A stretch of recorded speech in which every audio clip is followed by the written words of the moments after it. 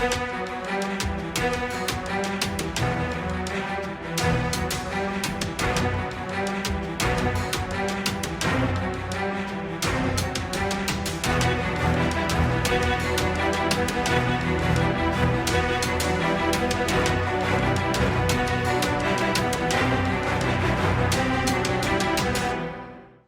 कोपरोली रस्त्याची दुर्दशा। इथं या रस्त्याच्या दुरुस्तीसाठी जी अक्षम्य दिरंगाई होत आहे त्या विरोधात येथील सरकारी आस्थापना आहेत, ठेकेदार असेल आणि सामान्य जनांच्या समस्याकडे दुर्लक्ष करणारे येथील लोकप्रतिनिधी असतील,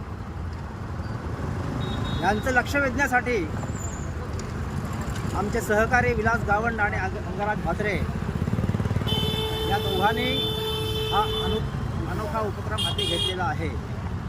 त्याबद्दल त्यांचं अभिनंदन। खोपटे कोपरोली हा रस्ता 2 महिन्याच्या आत पूर्ण करायचा होता।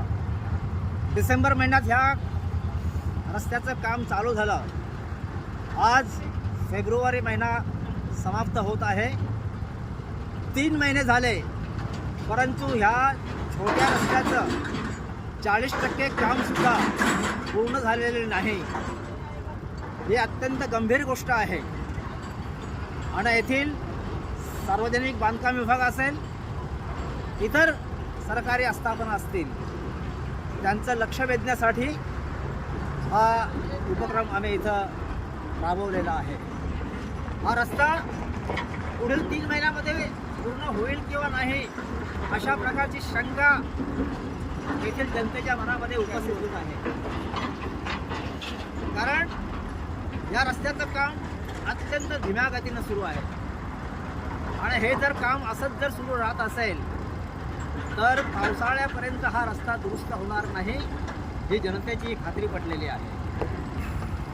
आणि या आजच्या या छोट्या आंदोलनाच्या माध्यमातून आम्ही संबंधितांना इशारा देतो की जर ह्या मार्च महिन्याच्या आतमध्ये या रस्त्याचं काम 100% पूर्ण झालं नाही तर जनतेचं मोठं आंदोलन ह्या रस्त्यावर नजीकच्या काळामध्ये उभं राहील, याची संबंधितांनी दखल घ्यावी। पूर्व वगैरे जनतेला आणि या खोपटा कोपरोली रस्त्यावरून प्रवास करणाऱ्या प्रत्येक नागरिकाला या रस्त्यातील खड्ड्यांचा आणि धुलीचा त्रास होत आहे।